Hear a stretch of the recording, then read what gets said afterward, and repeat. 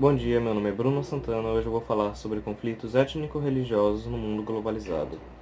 Primeiramente, eu vou responder a pergunta: o que são conflitos étnico-religiosos? Conflitos étnico-religiosos são conflitos que envolvem questões religiosas, territoriais, políticas ou culturais. O embate entre grupos ou comunidades com características diferenciadas muitas das vezes resulta em genocídio. Nós temos na sociedade atual alguns exemplos de conflitos étnico-religiosos. Mas antes disso eu vou citar e falar um pouco sobre a Declaração Universal de Direitos Humanos imposta pela ONU. Depois da Segunda Guerra Mundial, a ONU adotou a Declaração Universal dos Direitos Humanos, que colocava em pauta o respeito universal e a observância dos direitos humanos e liberdade fundamentais para todos, sem distinção de raça, sexo, língua ou religião. O ideal foi reforçado em 1999, ano em que os líderes budistas, protestantes, católicos, cristãos-ortodoxos, judeus, muçulmanos e de várias outras religiões se reuniram para assinar o Apelo Espiritual de Genebra. O documento pedia aos líderes políticos e religiosos algo simples: a garantia de que a religião não fosse mais usada para justificar a violência. Passados muitos anos e outras muitas tentativas de garantir a liberdade religiosa, grande parte dos conflitos que hoje acontecem no mundo ainda envolvem crenças e doutrinas, que se misturam em uma complexa rede de fatores políticos, econômicos, raciais e étnicos. Então, por definição, nós podemos dizer que um conflito étnico-religioso não é necessariamente uma guerra, mas pode ser uma passeata de um grupo que seja contra uma sociedade, como por exemplo uma passeata que aconteceu recentemente nos Estados Unidos de um grupo neonazista contra negros, gays, judeus e imigrantes. Isso sim é um conflito étnico, religioso. Mas não para por aí. Às vezes, geralmente não são simples passeatas e caminhadas contra grupos de pessoas, mas sim chegam ao caso de guerras. Eu vou citar aqui alguns exemplos de conflitos armados que já chegaram nos números de milhões de pessoas mortas, civis e militares, pessoas que estão em guerra simplesmente por causa de território ou por causa de sua religião, pessoas que estão morrendo porque elas são quem elas são e não quem a grande parte da sociedade quer que ela seja. Afeganistão.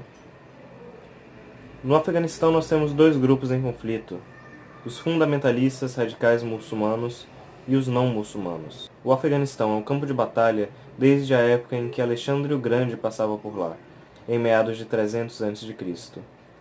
Atualmente, dois grupos disputam poder no país, em um conflito que se desenrola há anos. De um lado está o Talibã, movimento fundamentalista islâmico que governou o país entre 1996 e 2001. De outro lado, a Aliança do Norte, organização político-militar que une diversos grupos democráticos afegãos que buscam combater o regime do Talibã. Após os atentados de 11 de setembro de 2001, a Aliança do Norte passou a receber apoio dos Estados Unidos, que invadiram o Afeganistão em busca do líder da Al-Qaeda, Osama Bin Laden. Estabelecendo uma nova república no país em 2011, americanos e aliados comemoram a captura e morte do líder do grupo fundamentalista islâmico, responsável pelo ataque às Torres Gêmeas. Mas isso não acalmou os conflitos internos no país, que continuam sendo palco de constantes ataques talibãs. Em terras afegãs até hoje se desenrola uma guerra que já dura 16 anos. Uma guerra que parece não ter fim. O Afeganistão, uma vez já foi uma terra próspera e de povo feliz, hoje é nada mais nada menos do que uma pilha de escombros. Um conflito religioso que levou à destruição de um país e à morte de seus cidadãos. Uma guerra que ainda não acabou e, ao que parece, não vai acabar tão cedo. Agora eu vou citar os curdos. Os curdos são atualmente conhecidos por formarem a maior nação sem pátria do mundo. Trata-se de uma etnia composta por mais de 40 milhões de pessoas que habitam regiões do Iraque, Irã, Síria e Turquia. Os curdos sofrem duras repressões dos países onde habitam.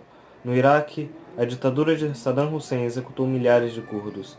Na Turquia, eles também sofrem muitas repressões do governo, que teme a perda de seu território. E um fato que muitas pessoas podem não se atentar, mas é um fato real, é que conflitos étnicos e religiosos não acontecem apenas no Oriente Médio ou em países subdesenvolvidos. Além do fato já citado sobre os Estados Unidos e a passeata neonazista, nós temos também na Europa o exemplo dos catalões e os bascos, na Espanha. A Espanha apresenta duas grandes nações, além dos espanhóis, dispostas em seu território, os catalões e os bascos.